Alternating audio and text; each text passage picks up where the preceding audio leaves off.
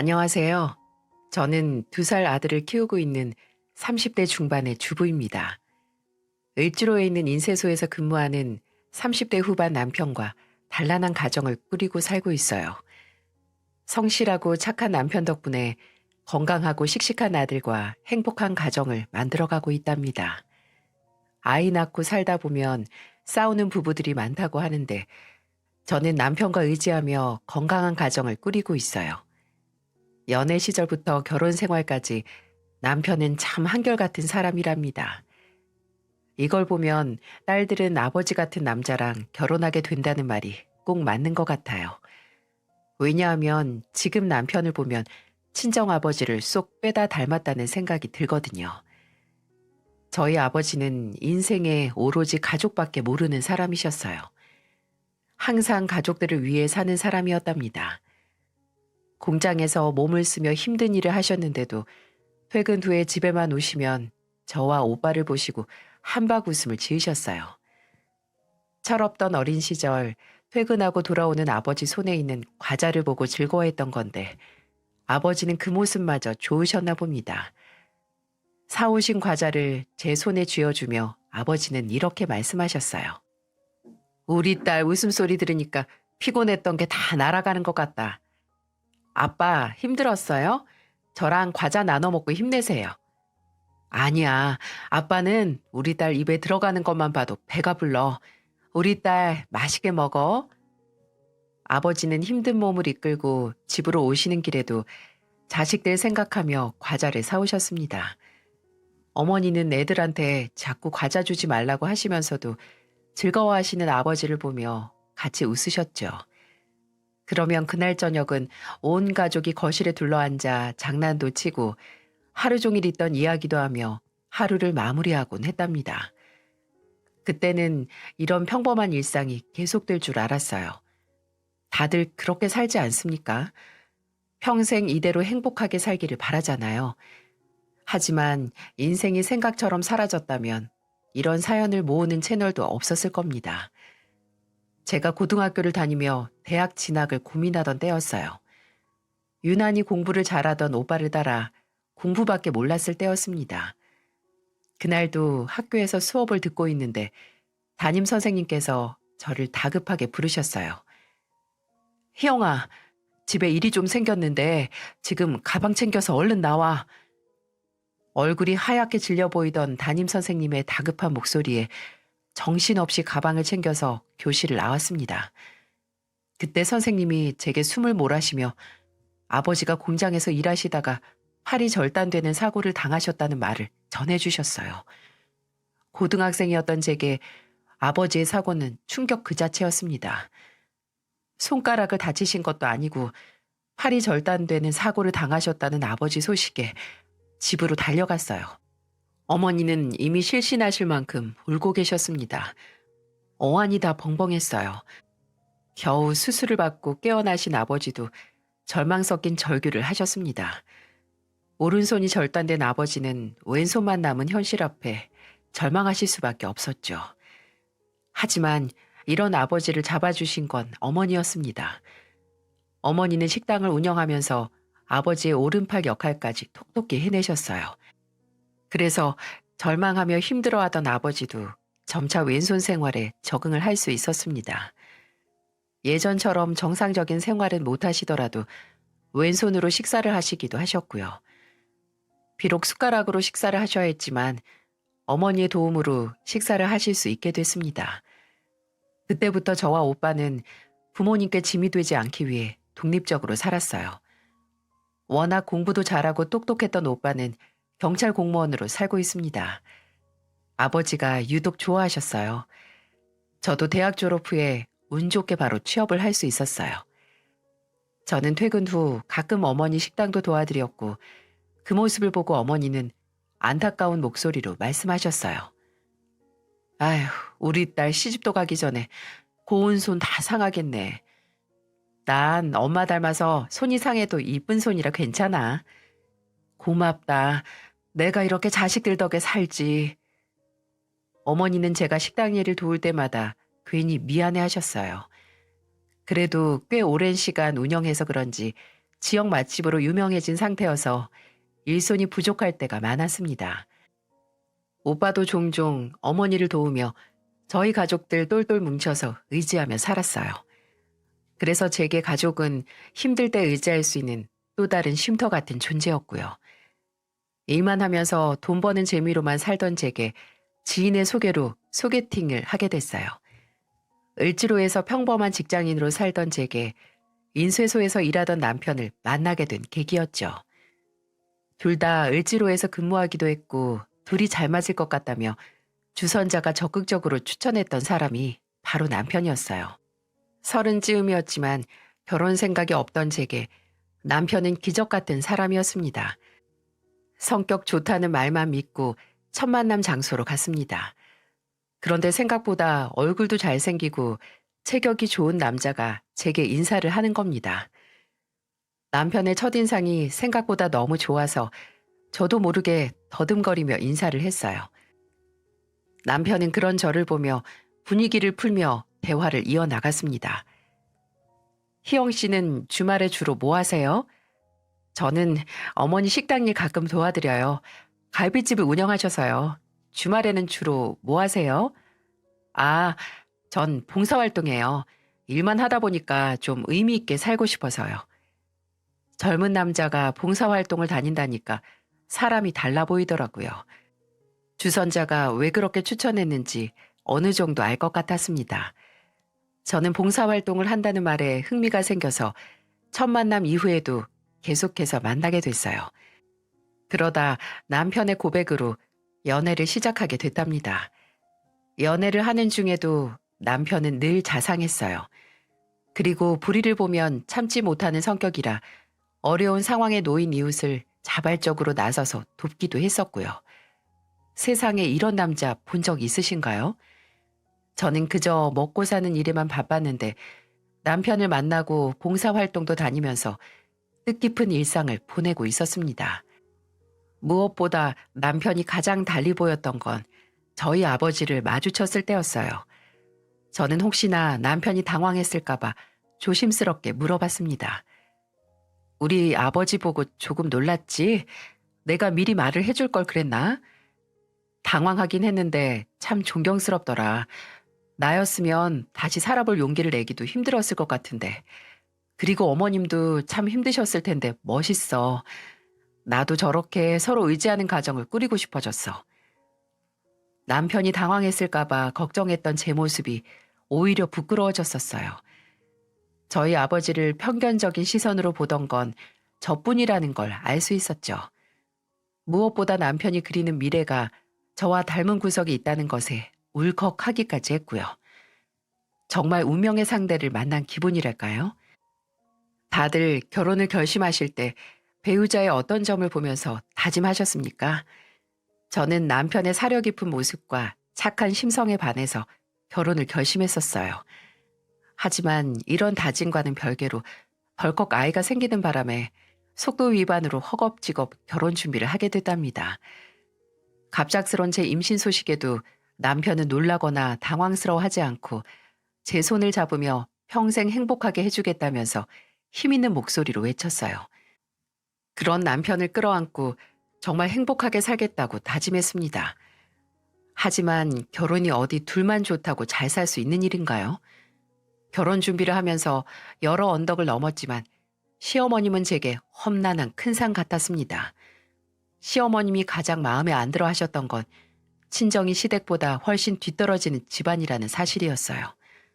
시댁은 충청도에 4층짜리 건물을 소유하고 있었고 1층은 부동산으로 사용하고 있었어요. 그러니 갈비집을 운영하는 저희 집이 시어머님 성에 찰 리가 없겠죠. 그래도 시댁 식구 전부가 까칠하거나 절 무시했던 건 아니었어요. 시아버지와 아가씨는 제가 임신했다는 소식을 듣고 택배로 선물도 보내주셨습니다. 하지만 시어머님은 제게 툭하면 전화하셔서 날이 선 목소리로 쏘아붙이듯이 말씀하셨죠. 너는 몸 관리를 어떻게 하면 결혼도 하기 전에 애가 덜컥 먼저 생기니?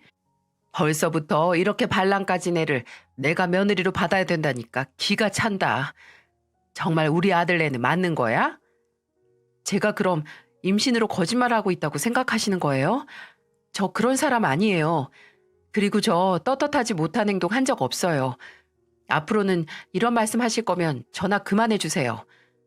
아주 임신한 게 벼슬이지? 어머님은 제 단호한 말에 화를 내며 전화를 끊어버리셨어요.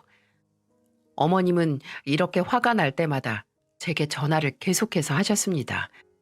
제가 임신해서 집에 있는 것도 싫으신 것 같았어요. 그냥 저만 보면 싫은 티를 내시니까 저도 시댁에 가는 게 점점 불편해졌죠. 핸드폰에 어머님 이름만 떠도 머리가 다 아플 정도였습니다. 그래서 참다 못해 한마디 했더니 어머님도 더 이상 쓸데없는 전화를 안 하셨어요. 하지만 어머님은 그대로 참을 만한 분이 아니었습니다.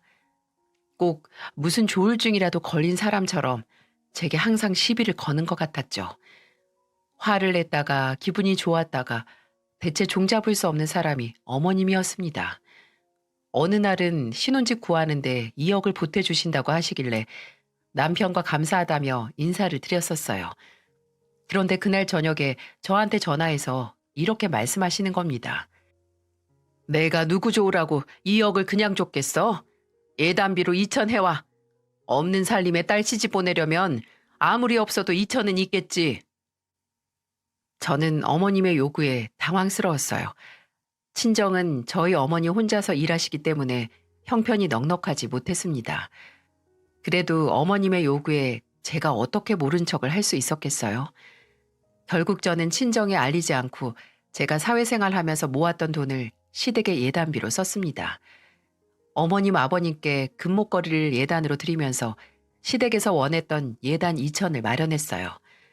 이때만 해도 내가 조금만 더 노력하면 잘 지낼 수 있다고 생각했어요. 그래도 시댁의 도움으로 2억의 대출 조금 보태서 25평짜리 신혼집을 마련할 수 있었으니까요. 하지만 이 생각은 어머님을 너무도 모를 때 했던 생각이었습니다. 겨우 결혼식을 올리고 본격적으로 신혼살림을 시작했을 때였어요. 첫 명절이 가까워오자 어머님은 제게 전화해서 이런 말씀을 하셨습니다. 너 이번 설날에 일찍 와서 집안 청소도 좀 하고 음식도 양껏 만들어. 시집 올 때 빈손으로 왔으면 명절이 열심히 일해야지. 명절에 설마 친정 갈 생각하는 거 아니지? 저도 제사 지내고 나면 친정 다녀와야죠. 결혼하고 처음 맞는 명절이잖아요. 해온 것도 없으면서 시댁에 납작 엎드려야지. 어딜 감히 친정을 가겠다는 거야? 저는 친정을 왜 가냐며 화를 내는 어머님을 도무지 이해할 수가 없었어요. 요즘 세상에 아직도 며느리 친정에 간다고 화내는 시댁이 있다는 게 놀랍지 않으신가요? 너무 황당해서 저는 어머니께 단호한 목소리로 말씀드렸어요. 제가 시댁에서 일도 안 하고 친정만 가겠다는 것도 아닌데 이렇게 화내시는 거 이해할 수가 없어요. 결혼할 때 어머님이 말씀하시는 거 다 했고 명절에 친정 못 갈 이유 없다고 생각해요. 전 그러시면 남편은 어머님 댁으로 가고 저는 혼자 친정으로 갈게요. 뭐야? 지금 나랑 해보자는 거냐? 집불도 없는 집구석을 뭐하러 챙겨? 제가 명절에 남편과 각자 집으로 따로 가겠다고 하니까 어머님은 더 극대노를 하시면서 화를 내셨어요. 그렇게 노발대발 화를 내던 어머님은 아버님이 전화기를 뺏어버리는 바람에 멈출 수 있었어요.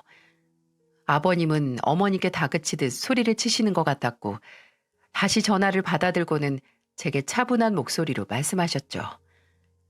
임신 중인데 괜히 심란하게 만들었네.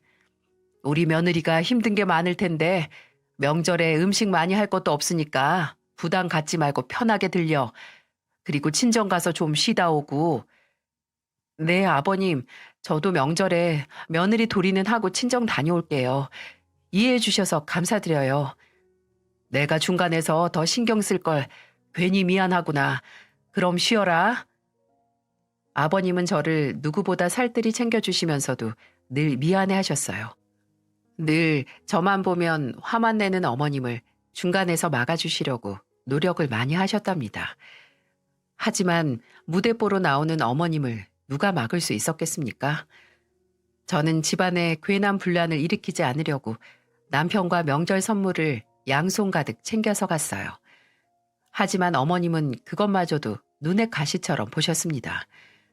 그냥 제가 마음에 안 드시는 건지 아무리 노력해도 어머님은 트집을 잡으셨죠. 남편과 명절에 시댁을 제일 먼저 갔지만 어머님은 제가 사들고 간 영양제를 보며 앙칼진 목소리로 말씀하셨어요. 요즘 영양 부족해서 죽은 사람 봤니? 삼시세끼 잘 먹고 살면 아파 죽는 사람도 없다는데 무슨 영양제야? 하여튼 없이 사는 애는 선물 고르는 센스도 이 모양이지. 어머님 피부가 푸석하신 것 같길래 제가 피부에 좋다는 영양제 좀 사왔어요. 요즘 중년에도 관리한다는데 어머님도 관리 좀 하셔야겠어요. 내가 피부과에 얼마를 쓰는데 뭘 안다고 까불어? 전혀 몰랐어요. 그러니까 영양제 드시면서 몸속부터 가꾸셔야죠. 싫으시면 다시 가져갈까요? 어머님은 제가 사온 영양제를 보면서 트집을 잡기 시작하셨어요. 저는 다 어머님을 위한 거라면서 은근히 어머님께 한마디 했습니다. 그리고 다시 가져간다고 하니까 어머님은 종이 가방을 거칠게 뺏어서 들어가셨어요. 저를 한번 흘겨보시더니 쿵쿵 소리를 내며 방으로 들어가 버리셨습니다. 남편도 아버님도 저를 보며 엄지를 들어보였죠. 그리고는 아버님께서 저와 남편에게 서울에서부터 오느라 수고했다며 좀 쉬라고 말씀하셨어요. 저는 남편과 거실에 앉아 있었습니다. 그런데 명절인데도 아가씨만 오고 시숙님은 보이지 않았습니다. 남편과 저는 시숙님이 그저 회사가 좀 바쁜가 보다 했어요. 그렇게 어머님과 살얼음판 같은 분위기 속에서 음식 준비를 시작했어요. 저는 자연스럽게 어머님과 대화를 시도해 보려고 시숙님의 안부를 물었죠. 아주버님은 요즘 뭐 하세요? 결혼식 이후로 제대로 못 뵌 것 같아요. 네가 왜 우리 집 장남 걱정을 해? 우리 장남은 알아서 잘 먹고 잘 사니까 괜히 찾지 마. 안 그래도 바쁜 애를 왜 찾아?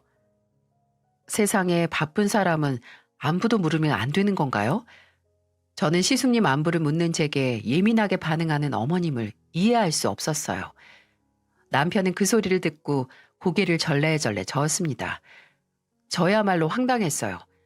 나중에 남편에게 자초지종을 듣고 보니까 어머님이 원래 장남이라면 자다가도 벌떡 일어나는 분이라고 말했습니다.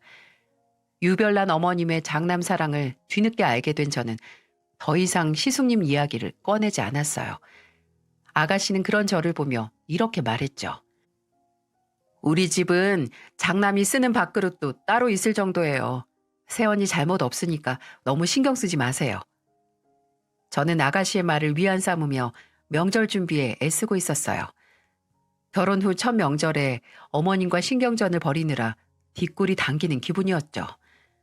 그래도 아가씨 덕분에 쉬엄쉬엄 일할 수 있었습니다. 그렇게 어머님과 신경전을 벌이던 설날을 보내고 친정에 가기로 한 날이었어요. 저는 임신한 몸으로 일을 오래 해서 그런지 괜히 더 피곤한 것 같았죠. 주차장까지 배웅을 나오신 시부모님께 인사를 드리고 가려는데 어머님은 저희 부부가 타고 온 차를 보며 비아냥거리며 말씀하셨습니다. 너네는 살만한가 보다. 차도 샀네. 집안의 장남은 차도 없이 대중교통 타고 다니면서 일하러 다니는데 손 아래 사람들이 먼저 차를 사는 경우가 어딨어? 그렇게 근본 없이 행동할 거냐? 저와 남편은 어머님의 뜬금없는 억지에 황당해서 할 말을 잃었어요. 남편은 어머님께 화가 난 듯 보였습니다. 아버님도 어이가 없다는 듯 헛웃음을 지으셨고요. 남편은 어머님께 화를 내면서 말했습니다. 엄마, 이 사람 임신했어요. 홀몸도 아닌데 그럼 이 사람이 버스를 타고 다녀야겠어요? 그리고 차가 필요하면 형이 알아서 사야 되는 거지. 제가 차도 순서 기다리면서 사야 되는 거예요? 그러니까 네가 근본도 없는 기집애랑 결혼한 거야. 네 수준이 그 정도라서. 어머님은 기어코 남편에게 마저 막말을 쏟아내셨어요. 그러자 옆에 계시던 아버님이 참다 못해 어머님께 호통을 치셨습니다. 당신 그만하지 못해? 집구석에서 그 정도 애들 눈치 줬으면 됐지. 왜 가는 애들한테 좋은 소리 못 해주고 억지를 부려? 그렇게 장남이 귀하면 얻고 다니지. 왜 버스 타고 다니게 만들어? 한 번만 더 애들 앞에서 장남 타령해봐. 아버님은 어머님께 화가 잔뜩 난 목소리로 호통을 치셨어요. 결국 그날 저희 부모님을 뵈러 가는 길에 남편은 한숨을 내뱉으면서 어머님의 유별난 장남 사랑에 그동안 쌓인 게 많았다며 제게 털어놓더군요. 그동안 남편은 30 후반이 되도록 큰 형과 비교되면서 살았다고 했어요. 남편 말에 따르면 시숙은 늘 일하면서도 시부모님께 용돈 한 번 제대로 드린 적 없다고 했습니다. 그래도 어머님은 오로지 큰형만 챙겼대요. 이런 점이 늘 남편에게는 불만이었다고 하소연을 늘어놓았습니다. 저는 결혼 후 첫 명절에 어머님의 유별난 장남 사랑을 알게 됐어요. 이때만 해도 어머님이 장남을 아끼는 마음 때문에 제가 피해를 볼 거라고는 생각도 못했습니다. 시간이 흘러 저는 건강한 아들을 출산했고 남편의 배려로 산후조리원에 들어가게 됐죠. 아무래도 친정에서 저를 돌봐줄 사람도 없고 식당 일로 바빠서 남편과 산후조리원을 알아보게 된 거였어요. 그런데 이 소식을 듣고 어머님은 이제 막 출산을 하고 몸조리를 하는 제게 전화를 하셔서는 화를 내셨어요. 저는 어머님이 전화로 그런 말을 쏟아낼 줄은 꿈에도 몰랐네요. 어머님은 전화기 너머로 노발대발 화를 내며 험한 말을 쏟아내기 시작했어요. 야, 너는 쥐뿔도 없는 집구석에서 몸만 왔으면서 뭐가 그렇게 귀한 사람이라고 산후조리원에 들어가? 그럴 돈 있으면 우리 집안 장남한테 투자를 했어야지. 어머님, 애 낳고 몸 관리를 잘해야 저도 애를 키우고 살죠. 하여튼 돈도 없는 게 있는 척 고상 떨고 살더라. 저는 어머님의 막말에 경악을 금치 못했어요. 제가 산후조리원을 가지 말고 시숙님께 돈을 드렸어야 하는 건가요? 저희 어머님의 말을 어떻게 생각하시나요? 사실 지금도 저는 어머님의 말에 서운함이 가득합니다. 며느리는 딸이 될 수 없다지만 친딸이었어도 제게 이렇게까지 하셨을까요? 하지만 지금 생각해보면 어머님은 아가씨한테도 냉랭하게 하셨을 것 같습니다. 왜냐하면 오로지 장남만 귀한 분이셨으니까요. 그래서 저는 어머님께 이해할 수 없다는 목소리로 단호하게 말씀드렸어요. 어머님이 장남 귀하게 생각하시는 거 아는데 저도 제 자식이랑 제 가족이 중요해요. 그러니까 저희 부부가 어떻게 살아도 시숙님 몫까지 생각할 필요는 없는 것 같네요. 자식이 귀하고 아까우면 어머님이 더 챙기셔야죠. 왜 장남 몫을 저희가 챙겨요? 출산하고 나면 감정이 요동을 친다더니 처음으로 어머니께 울면서 소리를 쳤습니다. 그러자 어머님도 더 말을 내뱉지 못하시고 황급히 전화를 끊어버리셨어요. 너무 서러워서 목 놓아 울어버렸습니다. 그동안 어머니께서 아무리 저와 친정을 무시해도 잘 지내보려고 수많은 노력을 하며 지냈습니다. 그런데도 어머님은 제가 노력할수록 더 냉랭하게 대하셨죠. 그날 제가 목 놓아 우는 걸 본 남편이 절 달래주고는 어머니께 화를 내며 전화를 걸었습니다. 그리고는 어머니께 격앙된 목소리로 말했어요. 그렇게 장남 타령하실 거면 다시는 전화하지 마세요. 그리고 손주 볼 생각 꿈에도 하지 마시고 평생 그렇게 장남만 보면서 사세요. 남편은 참다 못해 어머니께 모질게 말하고는 전화를 끊어버렸어요. 저는 괜히 모자지간을 안 좋게 갈라놨나 싶었죠. 그래도 남편의 단호한 태도에 든든하긴 했답니다. 백만대군을 등에 업고 있는 기분이었죠. 게다가 아버님도 어머님과 제 사이에 있던 일을 전해 듣고는 제게 전화해서 대신 사과까지 하셨고요. 아버님은 걱정스러운 목소리로 제게 말씀하셨어요. 괜히 몸조리 하는데 심란하게 만들어서 미안하구나. 내가 용돈 좀 보냈는데 그걸로 먹고 싶은 것도 사 먹고 몸조리 편하게 잘하고 있거라. 아버님, 돈 안 보내주셔도 되는데 뭐하러 보내셨어요? 내가 뭐 대단히 해준 것도 없으니까 그냥 편하게 생각하고.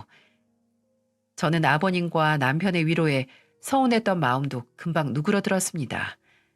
제가 어머님 등살에도 애 낳고 열심히 잘 살았던 거 보면 남편과 시아버님 그리고 아가씨의 애정어린 관심 덕분이었어요. 사실 어머님 말고는 시댁 식구들이 어려울 게 없었습니다. 시댁과 분란이 생기면 늘 어머님과 생긴 문제였어요. 제가 육아를 하면서도 어머님은 별소리를 다 하셨습니다. 요즘 시댁과 육아 문제로 자주 다툰다고들 하죠. 아이를 키우는 방식이 옛날과 달라졌는데도 어머님은 육아에도 참견을 늘어놓으셨어요. 세상에 자기 자식 막 키우고 싶은 사람이 있을까요? 어머님은 장남 아끼느라 손주에는 관심도 없을 줄 알았는데 툭 하면 전화해서 애는 이렇게 키워야 한다며 훈수를 두셨습니다. 하지만 어머님의 본심은 빠르게 드러났어요. 애들 옷 함부로 막 사지 마라. 어차피 금방 커서 많이 입지도 못해. 신경 써주시는 건 감사한데 저도 다 알아서 잘 하고 있어요. 집안은 장남이 제대로 살아야 굴러가는 거야. 그러니까 네 아들만 신경 쓰지 말고 알아서 잘 챙겨. 어머님, 요즘 아끼려고 허리띠 졸라매도 애들 키우면서 돈이 얼마나 들어가는데요. 아주버님은 어머님이 챙기세요. 저는 그동안 어머님이 저를 걱정한다고 생각했지만 결국 아주버님을 더 신경 쓰라는 소리를 하고 싶던 거였습니다. 그렇다고 제가 아주버님을 왜 돕겠습니까? 어머님이 뭐라고 하셔도 아랑곳하지 않고 육아에만 전념했어요. 그러다 보니 제 아들이 드디어 돌이 됐던 해였습니다. 거창한 돌잔치는 아니어도 양가 식구들을 모여서 가족들끼리 돌잔치를 준비하게 됐죠. 시댁 식구들이 충청도에서 서울로 올라와야 해서 그날은 저희 집에서 자고 가기로 했었습니다. 이렇게 모든 준비가 순조롭게 되고 있다고 생각했어요. 하지만 이 모든 건 제 착각일 뿐이었죠. 안에서 새는 바가지 밖에서도 샌다고 어머님이 결국 돌잔치에서 사고를 치고 말았어요. 지금 생각해도 정말 머리 끝까지 화가 날 정도랍니다. 그날 지방에서 서울까지 올라온 시댁 식구들을 생각해서 저희 친정 부모님께서 저녁으로 갈비를 대접하기로 하셨어요. 아무래도 지방에서 먼 길 올라오셨는데 배부르게 대접해 드려야 한다고 친정 부모님이 직접 제안했던 자리였죠. 그래서 그날 저녁 돌잔치를 마치고 온 가족이 친정에서 운영하는 식당으로 갔습니다. 저는 친정 부모님의 배려에 괜히 뿌듯해졌습니다. 그렇게 다 같이 술을 마시며 맛있게 갈비를 먹고 있었어요. 아버님은 맛있다며 음식을 먹고 계셨는데 어머님의 표정이 영 심상치 않은 겁니다. 그렇게 아주버님만 없는 돌잔치에서 모두가 즐겁게 먹고 즐기고 있었죠. 저는 어린 아들을 챙기며 정신이 하나도 없었습니다. 그래도 오랜만에 온 가족이 모여서 즐거운 시간을 보내서 즐거웠죠. 하지만 술이 점점 과해지시면서 어머님의 무례함이 본색을 드러내기 시작했어요. 하필이면 어머님 맞은편 자리에 저희 아버지가 앉아 계셨던 거예요. 저희 아버지가 팔을 하나 잃고 나서 수많은 편견도 이겨내셨던 분인데 그날은 시어머님 때문에 완전히 무너져 내리셨습니다. 아마 저희 어머님이 했던 말들을 들어보시면 기겁하실 거예요. 어머님이 글쎄 숟가락으로만 식사를 하는 아버지를 보면서 대뜸 이런 말을 하시더군요. 사돈은 예전에 공장에서 일하다가 팔이 그렇게 됐다고 하던데 그럼 요즘 아예 일을 안 하세요? 안사돈 혼자서 돈을 버는 건가 해서요. 네? 무슨 갑자기 그런 말을 하세요? 아니 그렇잖아요. 안사돈이 혼자서 식당 일하면서 돈 버는 것 같은데 안사돈이 가장이나 다름없네요. 아이고 남잔 죽어서도 길에서 돈 벌다 죽어야 한다는데 집구석에서 숟가락만 겨우 뜨고 어떻게 살아요? 그러니까 예단도 고작 2천밖에 못 태우죠. 이미 술을 잔뜩 마시고 취해버린 어머니 막말에 분위기가 순식간에 싸해졌어요. 그 와중에 저는 예단비로 트집을 잡는 어머님 말에 더 당황하고 말았습니다. 왜냐하면 예단비는 친정의 비밀로 하고 저 혼자 마련했던 돈이기 때문이었죠. 결국 저희 어머니는 제게 쏘아붙이듯이 말했습니다. 사돈, 예단비가 무슨 말이에요? 희영아, 예단비가 무슨 말이니? 네가 말해봐. 엄마, 그게 사실은 시댁에서 집 구하라고 2억을 해준다고 하시길래 내가 모은 돈으로 예단했어요. 뭐? 아니 그런 걸 왜 엄마한테 말도 안 하고 혼자 했어? 저는 어머니가 원망하듯 말하는 소리에 아무런 대답을 할 수 없었죠. 그런데 그 와중에도 어머님은 친정 아버지를 보며 비꼬듯이 비아냥거리며 술에 취한 목소리로 말했습니다. 거봐요 사돈, 예단비 줄 돈 없는 거 딸이 뻔히 아니까 오죽했으면 몰래 돈을 마련해서 줬겠어요. 아유, 없는 집인 줄 알았어도 이렇게 쥐뿔도 없는 집안인 줄은 몰랐네요. 결국 어머님은 제게 하던 막말을 그대로 쏟아내셨어요. 그리고 아버지가 드시던 밥상자리를 보면서 어머님은 하지 말아야 할 말까지 하고야 말았습니다. 이미 술에 취해버린 어머님은 꼬부랑거리는 발음으로 말하셨어요. 사돈, 젓가락질도 못하시네요. 아유, 그렇게 다 퍼흘리시면서 드실 거면 그냥 갈비탕이나 드세요. 뭐하러 갈비를 드시고 계세요? 같이 먹는 사람 밥맛 떨어지게 왜 그러세요, 정말? 어머님의 정신 나간 듯한 막말에 결국 저희 친정어머니는 터지고야 말았습니다. 이미 모두가 술을 이미 마셨던 상태라 누구도 말릴 수가 없었어요. 어머니는 시어머님 뒤통수를 내리치며 소리쳤습니다. 이런 목 같은 년이, 너 나랑 나이 똑같지? 내가 우리 딸 생각해서 참고 있으니까 보자기로 보여? 보자 보자 하니까 끝을 모르고 떠드네. 오늘 너 나한테 죽어볼래? 저희 아버지는 눈물을 뚝뚝 흘리며 어머니를 말리려고 하셨지만 말릴 수 없었어요. 그리고 저희 어머니는 결국 시어머님의 머리채를 잡아 흔들면서 말했습니다. 우리 남편 누가 뭐라고 해도 가족만 생각하고 살던 사람이야. 근데 네가 지금 그런 우리 남편한테 감히 막말을 해? 이 몸만 멀쩡하고 생각은 삐뚤어진 가시나야. 어머니는 눈물을 흘리며 어머니를 말리는 아버지를 보자 더 화가 난 것 같았어요. 결국 참다 못해 폭발한 어머니는 시어머님의 머리채를 움켜잡고 놓을 줄을 몰랐습니다. 그런데 그 상황에 시아버님께서 친정 부모님께 무릎을 꿇으며 사과를 하셨어요. 죄송합니다, 사돈. 제가 다 못나서 그래요. 다 제가 죄입니다. 용서하세요, 제발. 시아버님이 무릎을 꿇고 사과를 하자 아가씨도 눈물을 흘리며 무릎을 꿇었습니다. 그리고는 저희 부모님께 계속해서 사과를 하셨고요. 하지만 이 와중에도 어머님은 화를 내면서 말씀하셨습니다. 지금 누구 편을 드는 거야? 나 머리채 잡힌 거 안 보여? 지금 장난해? 당신 조용히 안 해? 사돈 앞에서 이게 무슨 창피야? 밥 잘 얻어먹고 그렇게밖에 말 못해? 누가 이따위 갈비 달라고 했어? 없는 집구석에서 체면 차리겠다고 억지로 준 거잖아. 저는 그 와중에도 악을 쓰면서 시아버님께 화를 내는 시어머님을 보자 기가 찼습니다. 그런데 그때였어요. 시아버님이 갑자기 벌떡 일어나시더니 시어머님의 뺨을 내리치시는 거예요. 그리고는 시어머님을 보면서 단호하게 말씀하셨죠. 부끄러운 줄도 모르고 어디서 함부로 행동하는 거야. 나 이대로 못 가. 경찰 부를 거야. 당장 경찰 불러. 결국 그날 제 아들 돌잔치는 쑥대밭이 되고 말았어요. 남편은 경찰까지 부르겠다면서 행패를 부리는 어머님을 다그치며 말렸지만 역부족이었고요. 경찰 공무원인 오빠까지 나서서 말렸지만 역부족이었습니다. 우리 아들의 돌잔치 끝은 결국 경찰서 행위였습니다. 끝내 억울하다며 경찰까지 부른 시어머님 덕에 경찰서로 가서 조사까지 받고서야 일단락됐어요. 남편은 서러운 눈물을 뚝뚝 흘렸습니다. 그리고는 경찰서에서 나오는 시어머님을 보면서 울음 섞인 고함을 쳤어요. 다시는 저한테 연락하지 마세요. 오늘 제 아들 돌잔치였어요. 엄마는 손자는 안중에도 없어요? 그동안 형만 챙기는 것도 서러웠는데 오늘처럼 이렇게 모욕적이진 않겠어요. 이제 더는 보기도 싫어요. 조카 돌잔치에도 안 오는 형도 필요 없고 난동 부리는 엄마도 다 안 보고 살 거예요. 남편은 끝내 서운한 마음을 감추지 못하고 화를 냈습니다. 결국 돌잔치 이후로 시댁과는 완전히 남남으로 살게 됐죠.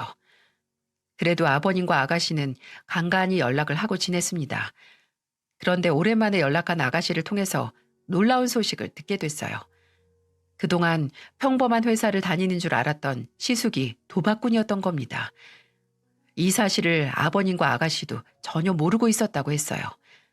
그런데 더 경악스러웠던 건 어머님이 그런 시숙 뒷바라지를 하고 있었다는 거였어요.